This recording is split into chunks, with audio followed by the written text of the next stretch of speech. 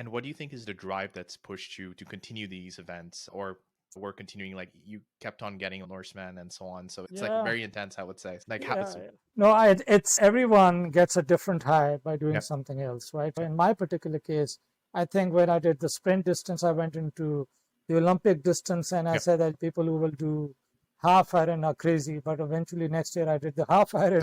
And when I said that people who would do full iron are even crazier. But the yeah, following year I did the full iron. right, So I think after you see the changing moment in terms of my thinking was after doing Ironman, I said I wouldn't do an Ironman again because I did the toughest in North America, which is Muskoka. They don't do it anymore.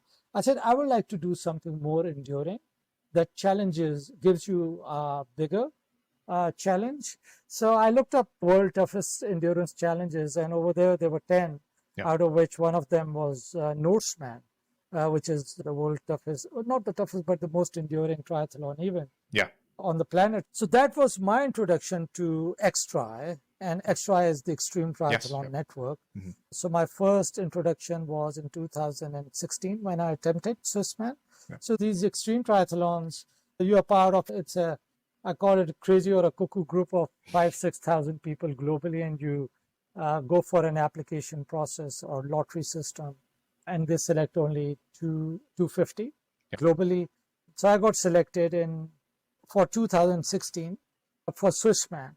So a lot of things, I was not aware of the terrain. Of course, when you are visiting these places, you admire the scenic beauty, but you don't actually try to translate that scenic beauty into how enduring it would be on your body when it comes down to acclimatization, the ascents, and your muscle power that you need to summit those Alps, whether you're biking or running.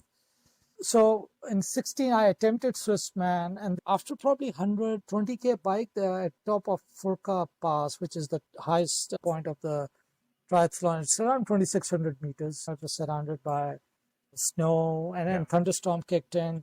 I was super exhausted, and I was thrown off the bike, like very narrow, curvy roads, right, at that part of the world. And it was like sheet of thunderstorm rain coming in.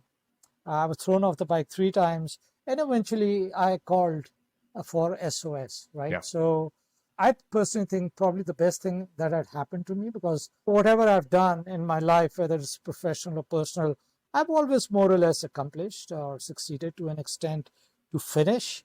But that was one event that gave me a whole 360 perspective around, okay, what I could have done differently.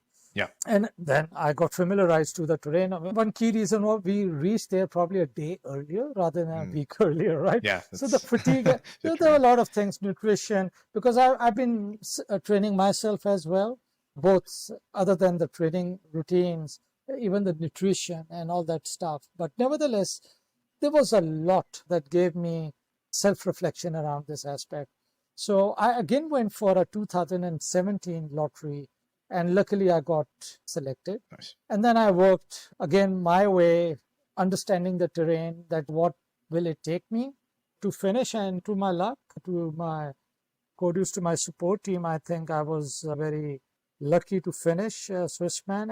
And I tell you, that high I got finishing Swissman gave me like super confidence that, you know what, Ironman was a baby, like literally a baby, right? And if I can do Swissman, I think I need to do more. So I was part of XTRI team because they trained me as a race director, because I'm hosting my race in Pakistan in Extreme. Yeah. And next year, when I launched the race, COVID hit, so there were 2 years. It was a whitewash. Right. This year, of course, due to multiple reasons, things can't happen. But next year, I think it's on 30th June or 29th, something like that.